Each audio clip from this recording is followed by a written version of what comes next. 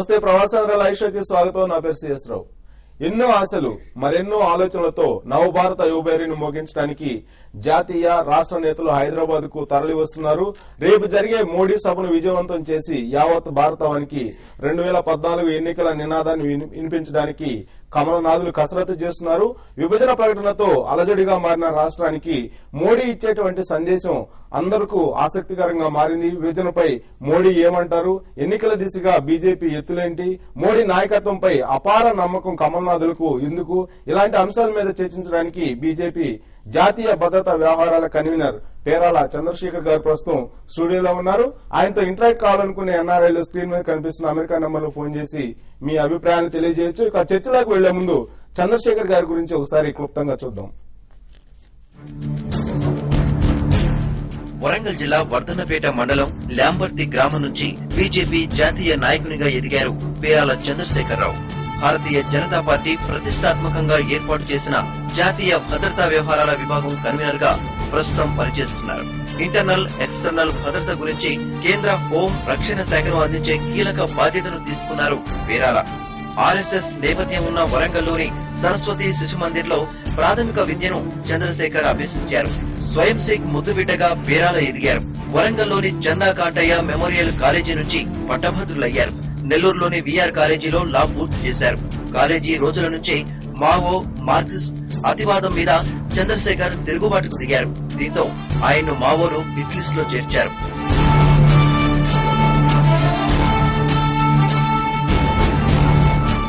మావోల దాడులను ఎదుర్కొంటూనే 29 ఏళ్ల పాటు ఏబీవీపీ లీడర్ గా పనిచేశారు. కాలేజీ లీడర్ నుంచి జోన్, రాష్ట్ర, జాతీయ స్థాయి పదవులు ఆయన వరించాయి. సుదీర్ఘ రాజకీయ అనుభవం ఉన్న చంద్రశేఖర్ బీజేపీ జాతీయ సెక్రటరీగా, తూర్పు తీర రాష్ట్రాల ఆర్గనైజింగ్ సెక్రటరీగా సమర్థవంతంగా బాధ్యతలను నిర్వహించారు. ఈశాన్య రాష్ట్రాల ఆర్గనైజింగ్ సెక్రటరీగా 2007 నుంచి 2013 వరకు పనిచేసిన అపార రాజకీయ అనుభవం పేరాలకుంది. స్టూడెంట్ లీడర్ గా ఆర్ఎస్ఎస్, సంఘ్ పరివార్ శిక్షణలో ఎదిగిన చంద్రశేఖర్ కు ఆర్థిక, సామాజిక, శాంతి భద్రతలపై పూర్తి అవగాహన ఉంది. ఆ దృష్ట్యా జాతీయ భద్రతా వ్యవహారాల విభాగం కన్వీనర్ గా బాధ్యతల్ని అప్పగించింది బీజేపీ. ఈ పదవితో పాటు national council executive member, Sangh Parivar ఈశాన్య రాష్ట్రాల పాలసీ ఇన్స్టిట్యూట్ ప్రధాన కార్యదర్శిగా కూడా పనిచేస్తున్నారు. ప్రస్తుతం మోడీ సభను విజయవంతం చేయడంలో నిమగ్నమయ్యారు చంద్రశేఖర్. రేపు మోడీ సభకు హైదరాబాద్ అంతా సిద్దమవుతుంది. నవభారత యువబేరీని విజయవంతం చేయడానికి చంద్రశేఖర్ గారు లాంటి నేతలు అటు రాష్ట్ర అలాగే జాతీయ నేతలందరూ కూడా హైదరాబాద్ కు తరలి వచ్చారు. సో నవభారత యువబేరీ నుంచి మోడీ ఎలాంటి ప్రసంగాన్ని వినిపించబోతున్నారు, విభజనకు సంబంధించి ఎలాంటి ప్రకటన చేయబోతున్నారు, అసలు నవభారత యువబేరీని హైదరాబాద్ లోనే ఎందుకు పెట్టాల్సి వచ్చింది, నవభారత యువబేరీ వల్ల రాష్ట్ర బీజేపీ బలపడుతుంది, ఇలాంటి అంశాల మీద చంద్రశేఖర్ గారిని అడిగి తెలుసు. నమస్తే చంద్రశేఖర్ గారు, వెల్కమ్ టు స్టూడియో అండి. చూశారు, మీ ప్రొఫైల్ అంతా చూశారు. నేషనల్ స్థాయిలో ఆల్మోస్ట్ 3 దశాబ్దాలు పైగా మీరు రాజకీయాల్లో ఉంటూ కాలేజీ లెవెల్ నుంచి కూడా జాతీయ స్థాయికి మీరు ఎదిగారు. సో ఇప్పుడు మోడీ సభను అందరూ కూడా టార్గెట్ చేశారు. మోడీ సభ ఆసక్తిగా మారింది. రేపు ఏం చెప్పబోతున్నారు మోడీ అని చెప్పేసి అంటున్నారు. సో అసలు మోడీ హైదరాబాద్ ని ఎందుకు ఎంచుకుని నవభారత యువబేరీని ప్రారంభిస్తున్నారు? భారతీయ జనతా పార్టీ మళ్లీ అధికారంకు రావడం కోసం, ఈ కాంగ్రెస్ నుంచి ఈ దేశాన్ని విముక్తి చేయడం కోసం ఒక తీవ్ర ప్రయత్నం మేము ప్రారంభించాం. దాంట్లో అత్యంత ప్రజాదరణ కలిగినటువంటి వ్యక్తిగా బీజేపీలో మోడీజీ వారి యొక్క సమర్థత కారణంగా, వారి యొక్క విజయాల కారణంగా వారు సహజంగా సమాజంలో ఎమర్జ్ అయ్యారు. అందుకోసమే మోడీజీని మేము క్యాంపెయిన్ కమిటీ చైర్మన్ గా సమాజం ముందుంచుతూ, పార్టీ కార్యకర్తల యొక్క అభిష్టం మేరకు, ప్రజల అభిష్టం మేరకు, యువజనుల యొక్క అభిష్టం మేరకు మనం మోడీజీని మేము ముందుస్తూ పెద్ద ఎత్తున ప్రచార రంగంలోకి క్యాంపెయిన్ కమిటీ చైర్మన్ గా వారి నేతృత్వంలో మేము దిగాలని మేము నిర్ణయించుకున్నాం ఈసారి. ఉదయ్ డల్లాస్ నుంచి వెయిట్ చేస్తున్నాం, మీతో ఇంటరాక్ట్ అవుతారండి. ఉదయ్ గారు మాట్లాడండి. చంద్రశేఖర్ గారు నమస్తే అండి. నమస్కారం. టీడీపీ 2 సార్లు గెలిచిందంటే ఫస్ట్ టైం 4 years ఎన్టీఆర్ వల్ల పవర్ వచ్చింది. సెకండ్ టర్మ్ మాత్రం బీజేపీ వల్లనే గెలిచింది. అప్పుడు 18% వరకు ఓటు వచ్చింది బీజేపీకి. నా అగైన్ టీడీపీ ఖచ్చితంగా బీజేపీ సపోర్ట్ కోసం ప్రాకులాడుతుంది. అది ఎప్పుడో చెప్పాను. వాళ్ళు బీసీలకు 100 సీట్లు ఎప్పుడైతే చేశారో they are looking for BJP support. ఇప్పుడు క్లియర్ బయట పడిపోయారు.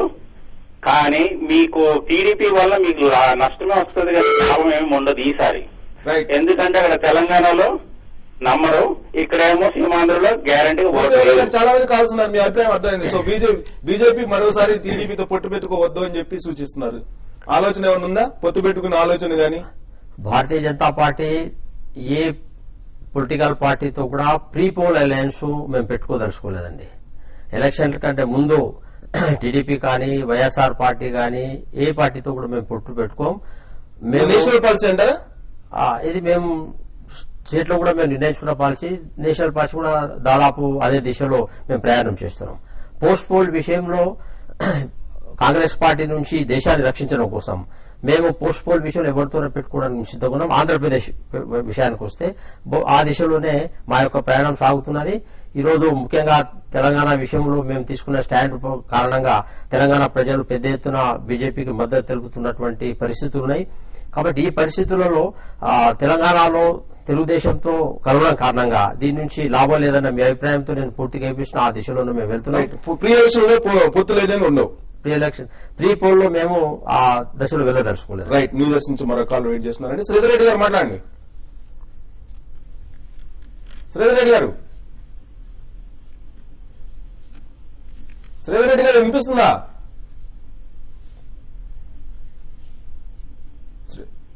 శ్రీధర్ గారు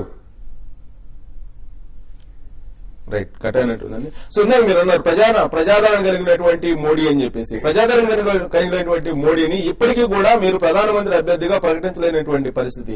ఎందుకు మీరన్నట్టు ఒక జాతీయ భద్రతా వ్యవహారాల కన్వీనర్ గా ఉంటూ మోడీని ప్రజాదరణ కలిగిన ఒక నాయకుడిగా మీరు పేర్కొన్నారు. అయినప్పటికీ కూడా ఎందుకు ఆ అస్పష్టత ఇంకా కొనసాగుతూ ఉంది?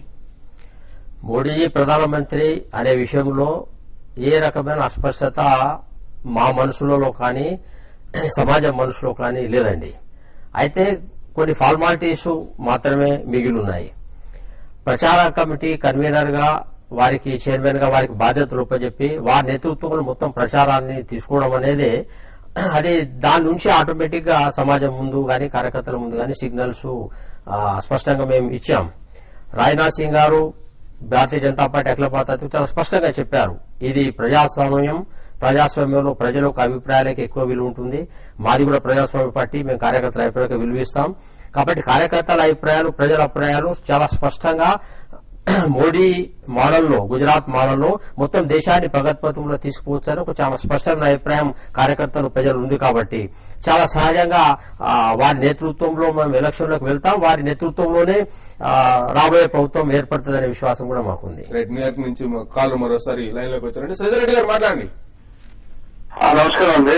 నమస్తే, మాట్లాడండి. 2 క్వశ్చన్స్. ఫస్ట్ ఏంటంటే ముఖ్యంగా భారతీయ జనతా పార్టీ మన ఆంధ్రప్రదేశ్ లో శాసనసభ స్థానాలు గాని పార్లమెంట్ స్థానాలు గాని అంత బలహీనంగా బీజేపీ ఎందుకుంది?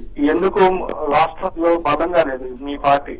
సెకండ్ క్వశ్చన్ వచ్చేసి మోడీ గారు ముఖ్యంగా అభివృద్ధి, అవినీతి వీటి గురించి మాట్లాడితే, అభివృద్ధి అంటే ఈ రాజకీయ నాయకులు మరి ఇంత ఖర్చు పెట్టి ఎన్నికల్లో పోటీ చేసిన తర్వాత వాళ్ళు ఏం అభివృద్ధి చేస్తారో మాకు తెలియదండి. ఇక అవినీతి అంటే మరి ప్రజలే తింటారు డబ్బులు. ఎన్నికల టైంలో ప్రజలు మద్యము, మందు, డబ్బులు తీసుకుని ఓటేస్తారు. సో మన రాజకీయ వ్యవస్థలో ఈ రకంగా ఉన్నప్పుడు మరి ఈయన వచ్చి ఏం చేస్తారు? ఏంటి వ్యవస్థ పైన మీ సమాధానం?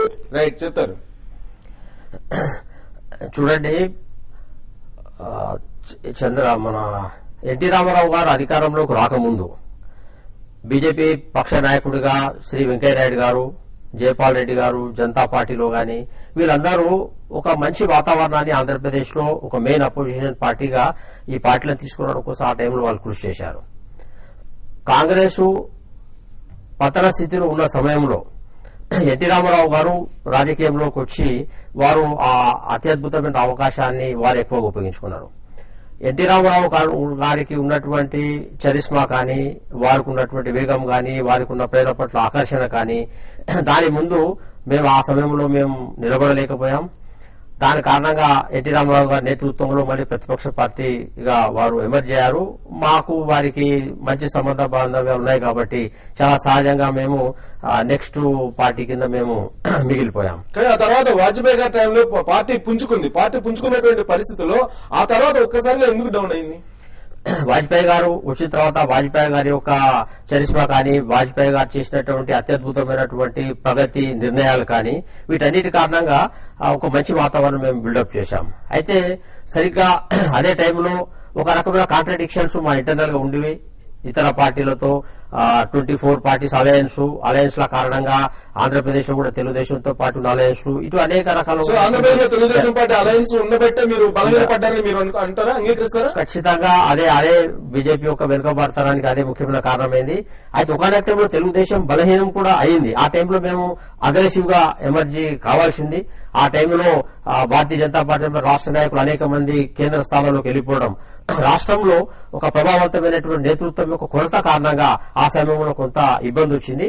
అయితే ఆ పరిస్థితి నుంచి మళ్లీ మేము ఎక్విప్ అయి తెలంగాణ ఇష్యూ కానీ అనేక ఇష్యూస్ తో మళ్లీ మేము ఎమర్జ్ చేస్తున్న టైంలో మళ్లీ చంద్రశేఖరరావు గారు ప్రవేశించడము, దాంట్లో ఇంకొక రకమైన రాజకీయ వాతావరణం దీంట్లో సృష్టించడము, ఇవన్నీ ఒక రకమైనటువంటి మాటికి వేగంగా మారినటువంటి పరిస్థితులు ఏవైతున్నాయో కొంత భారతీయ జనతా పార్టీ పరిస్థితుల్లో భారతీయ జనతా పార్టీ ఆ వేగాన్ని తట్టుకోలేకపోయింది. ఒక రకంగా చూస్తే అదే పరిస్థితి చూడండి. అయితే ఆ పరిస్థితి నుంచి మేము ఇప్పుడు దూరమయ్యాం.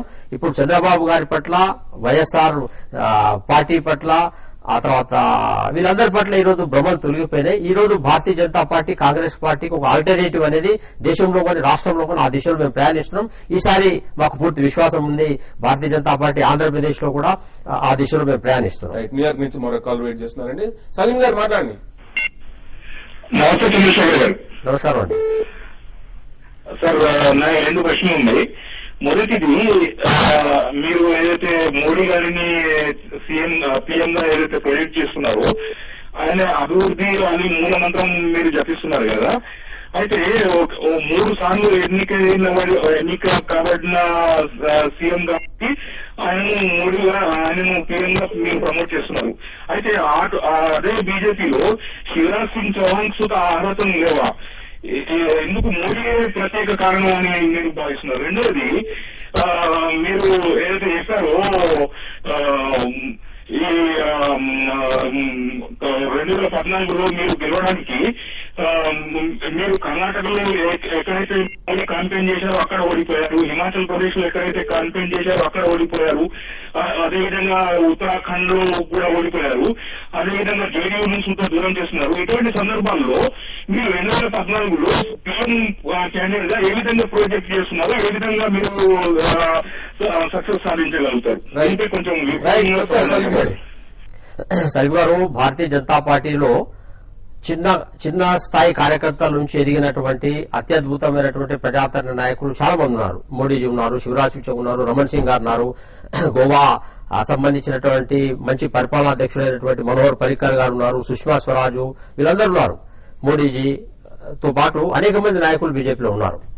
అయితే వీళ్ళందరితో పాటు మోడీజీ విషయంలో మేము ముందు పడడానికి కారణము కేవలం మేము కాదు, సమాజం, ఇక్కడటువంటి యువత, ఇక్కడటువంటి మహిళలు, రైతులు, ఆ తర్వాత విశేషమైనటువంటి ఒక ముఖ్యమంత్రిగా, ఒక విజయవంతమైనటువంటి ముఖ్యమంత్రిగా ఆయనకున్నటువంటి ఎక్స్పీరియన్సెస్. డెవలప్మెంట్ అంటే కేవలం హైటెక్ లోనో లేకుంటే కొన్ని విషయాలు కాదు, ఒక సమగ్రమైన వికాసం యొక్క మోడల్ ఎలా ఉంటుందనేది మోడీ అత్యద్భుతమైన ప్రయోగాలు చేశారు. సౌరాష్ట్ర ప్రాంతం, మన దగ్గర తెలంగాణ లేకుంటే విజయనగరము లేకుంటే రాయలసీమ జిల్లాలు ఎట్లయితే వెనుకబాటు ఉన్నాయో అటువంటి సౌరాష్ట్ర ప్రాంతం కూడా ఒక వెనుకబడిన ప్రాంతం. అటువంటి ప్రాంతాన్ని కూడా ఆయన వాటర్ కన్జర్వేషన్ కానీ లేకుంటే వాటర్ షెడ్స్ కానీ లేకుంటే అక్కడటువంటి ఎండను వేడిని ఎడాలను ఉపయోగించుకొని ఆయన డెవలప్ చేసినటువంటి power projects, solar power systems కానీ ఇవన్నీ కూడా చాలా అత్యద్భుతమైనటువంటి ప్రతిభ తర్వాత సృజనాత్మకత ఉన్నటువంటి ముఖ్యమంత్రిగా ఆయనకు ఇమేజ్ క్రియేట్ చేశాయి. కాబట్టి ఇవన్నీ కూడా ఆయన యాక్టివిటీస్ కారణంగా ప్రజల్లో వచ్చినటువంటి ఇమేజ్ని సహజంగా ఆ ప్రజలకు అభిప్రాయం అనుగుణంగానే వారిని ముందు పెట్టాం. వారికంటే సమానమైనటువంటి ఎక్స్పీరియన్సెస్ ఉన్న వాళ్ళు మన దగ్గర చాలా మంది ఉన్నారు. But this is opinion of the common man, this is opinion of the common cadre of our party, this is opinion of the other party peoples also who are having very good experience very మంచి విశ్వాసం ఆయన మీద ఉన్న పరిస్థితి కాబట్టి ప్రజల అభిప్రాయానికి అనుగుణంగానే వారిని మేము ముందుంచామండి. సలీం ప్రజాభిప్రాయానికి అనుకూలంగానే మీరు ప్రజల ముందు ఉంచామని చెప్తున్నారు. కానీ అనేక మీటింగులు పెట్టారు. మీటింగులు పెట్టిన చోట మీ పార్టీ ఓడిపోయింది. అయినప్పటికీ ఆయన ఎందుకు ప్రొజెక్ట్ చేస్తున్నారు అనేది సలీం గారి ప్రశ్న. చూడండి, గెలుపు ఓటములకు సంబంధించినటువంటి రాష్ట్రంలో సంబంధించిన ఎన్నికలు, కేంద్రం సంబంధించిన ఎన్నికల విషయంలో కొంత మటుకు తేడా ఉంటుంది. ఈరోజు ఈ ఎన్నికల్లో ప్రధానమంత్రి ఎవరు, ఆ తర్వాత ఈ రెండు పార్టీల యొక్క మధ్య ఉన్నటువంటి తేడాలేంటివి, కాంగ్రెస్ ప్రభుత్వాలు, బీజేపీ ప్రభుత్వాలు, రాష్ట్ర ప్రభుత్వాలు పనిచేసినటువంటి విధానం ఏంటివి, ఈ కంపారిజన్ అంతా కూడా చాలా స్పష్టంగా ప్రజలు చూస్తున్నారు. ఇంతకుముందు కంటే కమ్యూనికేషన్ ఫెసిలిటీస్ చాలా వేగంగా పెరిగినటువంటి పరిస్థితి ఈరోజు మన దగ్గర ఉన్నది. దీంట్లో మోడీజీకి, ఆ తర్వాత మిగతా ప్రభుత్వాలకు, మిగతా సీఎంలకు, మిగతా అడ్మినిస్ట్రేషన్ మధ్య తేడా చాలా స్పష్టంగా ఉంది. వేగం, పరిపాలనా సౌలభ్యం, పరిపాలనా దక్షత, గుడ్ గవర్నెన్స్ కానీ, లేకుంటే నిజాయితీ కానీ, ఒక హానెస్టీ లీడర్ అనే ఇమేజ్ ఆయనకు ఉంది. అది వ్యాపారస్తులు కానీ, లేకుంటే ప్రజలు కానీ,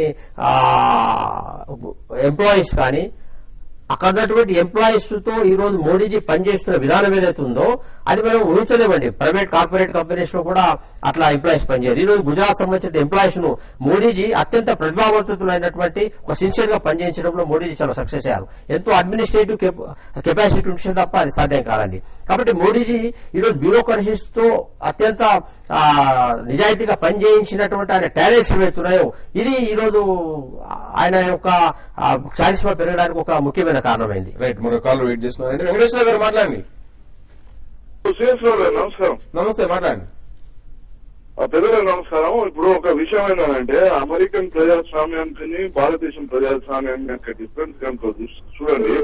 అమెరికాలో ఉన్న ప్రజాస్వామ్యం ఎట్లుంటారంటే వ్యక్తుల యొక్క క్యాలిబర్ ని బట్టి, వ్యక్తుల యొక్క నిజాయితీని బట్టి ప్రజలు అనుకుంటారు. ఇక్కడ కూడా పార్టీలు ఉన్నాయి. ఒక డెమోక్రాటిక్ పార్టీ, ఒక రిపబ్లికన్ పార్టీ ఉన్నది. దాంట్లో జనరల్ ఎలక్షన్స్ ఉంటాయి, ప్రైమరీ ఎలక్షన్స్ ఉంటాయి. ప్రైమరీ ఎలక్షన్ కు వచ్చే వారికి ఏంటంటే పార్టీ విత్ ఇన్ ద పార్టీలోని ఎలక్షన్లలో ఎట్లా అంటే మంచివారు ఎవరు మొత్తం 100% స్క్రూటినీ పారదర్శకంగా చూసి వాళ్ళని ఎన్నుకుంటారు.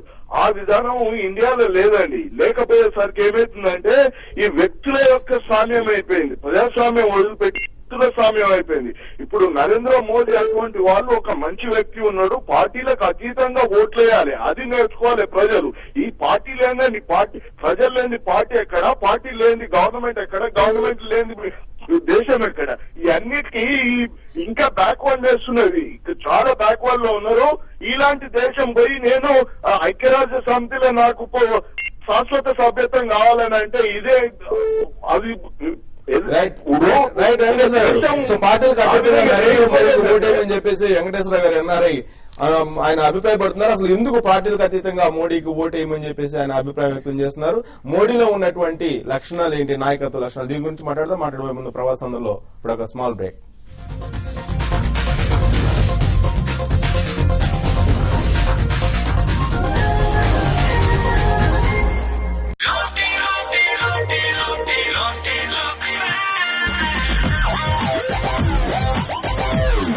మార్ష్మెలోతో నింపబడిన రిచ్ చాకోలో ముంచబడిన మెత్తటి బిస్కెట్లు లాటే చాకోపాయ్.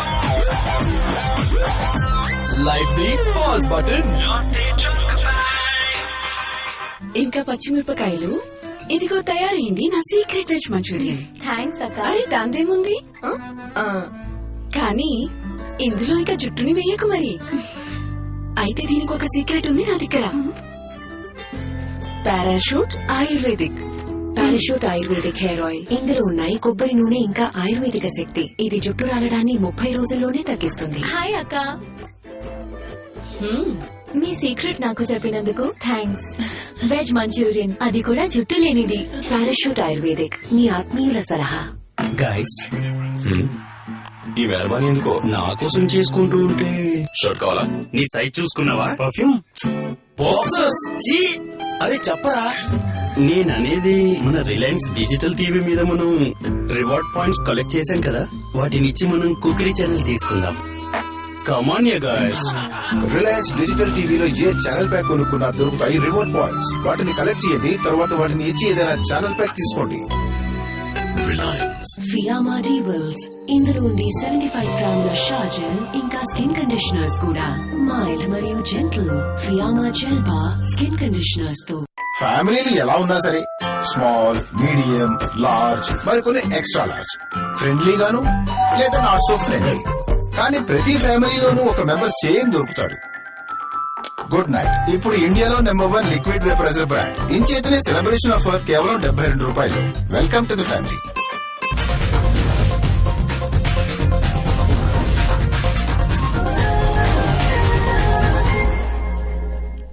Welcome back. చికాగో నుంచి మరో కాల్ వెయిట్ చేస్తున్నారండి. చంద్ర గారు మాట్లాడండి. హలో సార్, చంద్రశేఖర్ గారు నమస్కారం అండి. నమస్కారం, చెప్పండి. బీజేపీకి దాదాపు ఒక దశాబ్దం తర్వాత మోడీ రూపంలో ఒక అద్భుతమైన నాయకుడు వచ్చారండి. అప్పట్లో అద్వానీ, వాజ్పేయి తీసుకొని వచ్చిన ఉత్తేజాన్ని ఇప్పుడు మోడీ రూపంలో చూస్తున్నాము. అది చాలా ఆనందంగా ఉంది. అటువంటి పరిస్థితుల్లో మీరు ఇలా తెలంగాణ స్టాండ్ తీసుకొని మోడీ ఇమేజ్ ని అనవసరంగా స్పాయిల్ చేస్తున్నారు ఆంధ్రాలో అని ఒక అభిప్రాయం ఉందండి. ఇది మేము సీమాంధ్రలో తెలంగాణ అని చెప్పడం కాదండి. అనవసరంగా మోడీని దీనిలో తీసుకొని వచ్చి ఆయనకుండే క్లీన్ ఇమేజ్ ని మీరు దెబ్బతీస్తున్నారు అన్న ఒక భావన మోడీ అభిమానులుగా మాకు చాలా బాధగా ఉందండి. చెప్తారు చంద్రగారు, సంతోషం మీరు బీజేపీ నాయకత్వం పట్ల మీరు ఉంచిన పూర్తి విశ్వాసానికి. అయితే రేపు మోడీజీ వస్తున్నది హైదరాబాద్ లో సభ కండి, తెలంగాణ సభ కాదు. హైదరాబాద్ సభ అయినప్పటికీ కూడా మీరు తెలంగాణ సపోర్ట్ ఇచ్చారు కాబట్టి ఆంధ్రాలో మీ పార్టీ బలహీన పడుతుంది. అలాంటి క్లీన్ ఇమేజ్ ఉన్నటువంటి నాయకుడిని ఇలా మీరు డివిజన్ వల్ల మీరు ఇంకా బలహీన పరుస్తున్నారు అనేది తన అభిప్రాయం. మోడీజీ నుంచి చాలా స్పష్టంగా మోడీజీ తన ట్వీట్ లో, సోషల్ నెట్వర్క్ లో పెట్టారు. తెలంగాణ విషయంలో, రాయలసీమ విషయంలో, సీమాంధ్ర విషయంలో ఒక స్పష్టమైన డెవలప్మెంట్ మోడల్ ఆయన ఉంచడం కోసం ఆయన సిద్దమయ్యారు. కాబట్టి మోడీజీకి తెలంగాణ అనేది ఆస్పెక్ట్ అండి. మోడీజీ మొత్తం భారతదేశానికి సరైనటువంటి దిశ, నాయకత్వం ఇచ్చే దిశలో మోడీజీ దూసుకువెళ్తున్నటువంటి సమయం ఇది. కాబట్టి తెలంగాణ విషయంలో చూడడం కోసం తెలంగాణ నాయకులం చాలా మంది ఉన్నాం. ఆ విషయాల గురించి భారతదేశానికి దిశానిర్దేశం ఇచ్చేటువంటి నాయకుడు మోడీ అయినప్పటికీ కూడా హైదరాబాద్ సభ్యటిన తర్వాత రేపు ఏం చెప్తారు విభజన మీద అనేది అందరూ ఆసక్తిగా చూస్తున్నారు. మోడీజీ విషయంలో చాలా స్పష్టంగా ఉందండి. మోడీజీకి ఇక్కడ డెవలప్మెంట్ సంబంధించిన కొన్ని ఎక్స్పెరిమెంట్లు ఆయన వాళ్ళ ప్రాంతంలో కూడా చేశారు. ఉదాహరణకు ఆ బాగా వెనుకబడినటువంటి సౌరాష్ట్ర ప్రాంతం ఉంది. మనం కూడా తెలంగాణ విషయంలో వెనుకబడిందని అంటున్నాం. అక్కడ ఆయన చేసిన ఎక్స్పీరియన్స్ ఏవైతే ఉన్నాయో చాలా అత్యద్భుతంగా ఆయన అభివృద్ధి పథకం తీసుకుపోయిన ఆయన అనుభవాలు ఉన్నాయి. వ్యవసాయం విషయంలో కానీ, లేకుంటే పశుపాలన విషయంలో కానీ. ఇప్పుడు తెలంగాణకు సంబంధించి ఆత్మగౌరవ నినాదంతో విడిపోయాము, అభివృద్ధి పరంగా కాదంటున్నారు కదా. అయితే తెలంగాణ సంబంధించినటువంటి సీమాంధ్ర విషయంలో మోడీజీ చాలా స్పష్టమైనటువంటి వికాసం సంబంధించినటువంటి మోడల్స్ ను ఆయన పూర్తిగా ముందు పెడతారు. ఆయనకు ఆ అనుభవాలున్నాయి. కాబట్టి ఇక్కడ ఎన్టీ రామారావు కాలంలో 200 తాలూకాల నుంచి 1200 మండలాలు అయినప్పుడు ఎట్లా అయిందో ఇది కూడా అంతే అండి. దీని అంత మనం సీరియస్ గా తీసుకోవాల్సిన అవసరం లేదు. ఇక్కడ ఎవరికి అన్యాయం జరగని రీతిలో, అందరికీ సమానమైన న్యాయం కలిగే రీతిలో, అందరికీ సమానమైన వికాసం కలిగే రీతిలో, అందరూ అత్యద్భుతంగా వికాసపోతూ పోగలిగినటువంటి మోడల్స్ ను క్రియేట్ చేయగలిగిన సత్తా మోడీజీకి ఉంది, భారతీయ జనతా పార్టీకి ఉంది. కాబట్టి చంద్రగారు మీరు పూర్తి విశ్వాసం భారతీయ జనతా పార్టీ మీద ఉంచండి. 2 రాష్ట్రాలైనా 2 రాష్ట్రాలను గుజరాత్ కంటే వేగంగా నడిపించుకోగలిగినటువంటి సత్తా బీజేపీకి ఎక్స్పీరియన్స్ ఉంది, మోడీజీకి ఎక్స్పీరియన్స్ ఉంది. కాబట్టి ఆ దిశలో మోడీజీతో పాటు కలిసి మనం తెలంగాణ సీమాంధ్ర ప్రాంతాలని ఆ దిశలో వికాసం మనం చేసుకుందామండి. రైట్, ఆరిజోనా నుంచి మరొక కాల్ అండి. అనిల్ గారు మాట్లాడండి. హలో, చంద్రశేఖర్ గారు నమస్కారం అండి. నమస్కారం అనిల్ గారు. నమస్కారం చంద్రశేఖర్ గారు. మేము ప్రశ్న అడుగుదాం అనుకుంటున్నానండి. మొన్న పాకిస్తాన్ నుండి జవాన్లు వచ్చి మన జవాన్లను కాల్చి పోయారు. పార్లమెంట్ ఎంతో రబల్స్ చేశారు. సుష్మా స్వరాజ్ గారు గారి, బీజేపీ వాళ్ళు గారి. ఎక్స్టర్నల్ సెక్యూరిటీ గురించి మీరు అంత శ్రద్ధ తీసుకున్న వాళ్ళు మా ఇంటర్నల్ సెక్యూరిటీ గురించి ఎందుకు మీరు శ్రద్ధ తీసుకోరు? దేశం ఇక్కడ చిన్న భిన్నం అయిపోతుంది. మీరేమో కాంగ్రెస్ పార్టీని తప్పుపడుతున్నారు. ఇంటర్నల్ సెక్యూరిటీ మీద ఎందుకు మీరు కాన్సన్ట్రేట్ చేయరు? కేవలం ఎక్స్టర్నల్ సెక్యూరిటీ అయినా మన దేశం పాడయ్యేది ఇంటర్నల్ సెక్యూరిటీ వల్ల. ఎక్స్టర్నల్ సెక్యూరిటీ వల్ల కూడా పాడవుతుంది. కానీ మీరు తెలంగాణ ఫామ్ అయినాక ఎన్నో రాష్ట్రాలు చిన్న భిన్నమయ్యే పరిస్థితులు ఏర్పడుతున్నాయి. మీరు దాని మీద ఒక స్పష్టత లేకుండా మేము వచ్చినాక ఇస్తాము, మేము వచ్చినాక మా స్పష్టత తెలియజేస్తాము అని చెప్తున్నారు. దాని మీద మీరు మాకు వివరిస్తే. అనిల్ గారు, అంతర్గత భద్రత విషయంలో ఒక తయారీ బాగా అవసరం అండి. ముఖ్యంగా మన దగ్గర మావోయిస్టు సమస్య కానీ, జిహాదీ సమస్య కానీ, సీరియల్ బాంబ్ బ్లాస్టులు కానీ, లేకుంటే అక్రమ ఆయుధాలను అక్రమ బ్లాస్టింగ్ లా కాగలిగినటువంటి అమ్మోనియం నైట్రేట్ మెటీరియల్స్ కానీ, ఆ తర్వాత ఈ టెర్రర్ ఫైనాన్సింగ్ కానీ, ఇటువంటి అంతర్గత భద్రతకు సంబంధించి అనేక అంశాలు వెళ్తున్నాయో వీటిని పకడ్బందీగా సైంటిఫిక్ గా వీటిని కంట్రోల్ చేయగలిగినటువంటి సత్తా అడ్మినిస్ట్రేషన్, పోలీస్ వ్యవస్థ ఇవన్నీ కావాలండి. ఈ మధ్య నేను ఛత్తీస్గఢ్ కాంగ్రెస్ అనేక మంది నాయకులను చంపిన తర్వాత ఛత్తీస్గఢ్ పోలీస్ కొంత మాట్లాడాను. వాళ్ళు చాలా స్పష్టంగా అంటున్నారు, వేలాది కిలోమీటర్లకు సంబంధించి ఈ అడవులలో పోగలిగినటువంటి ఆ నైపుణ్యం మా పోలీసుకు లేదు. ఒక ఐడియాలజికల్ మోటివేషన్ ఉన్నటువంటి మావోయిస్టులను ఎదుర్కొనాలంటే అంతే తయారీ ఉన్నటువంటి మోటివేషన్ ఉన్నటువంటి పోలీస్ ఫోర్సెస్ ఒక అవసరం ఉంది. కాబట్టి ఆ వేలాది కిలోమీటర్లు ఉన్నటువంటి అడవులలో బ్రిటిష్ కాలం నుంచి ఈ రోజు వరకు కూడా అక్కడ సర్వీస్ కూడా కాలే. అసలు ఏ గవర్నమెంట్ అడ్మినిస్ట్రేషన్ అక్కడ వెళ్ళే దాన్ని స్ట్రాటజీగా మావోయిస్టులు అక్కడ ఉపయోగించుకుంటున్నారు. కాబట్టి వీటన్నిటి గురించి ప్రత్యేకంగా ఆలోచించే ఒక వ్యవస్థను ఒక ఇంటర్ గా తయారు చేసిన అవసరం ఉంది. ఇప్పుడు వేలాది కోట్ల రూపాయలు చేతులు ఉంటే తప్ప ఇంత పెద్ద తీవ్రవాద ఉద్యమాలను ఎన్ని సంవత్సరాలు ఎవరు నడిపించలేరండి. కాబట్టి వీటన్నిటి ఆపడం కోసం అమెరికా ఎట్లయితే ప్రయత్నాలు చేస్తుందో టెర్రర్ ఫైనాన్సింగ్ ఆపడం కోసం మన దగ్గర రాష్ట్ర ప్రభుత్వాలు, కేంద్ర ప్రభుత్వాలు సీరియస్ గా తీసుకోలే.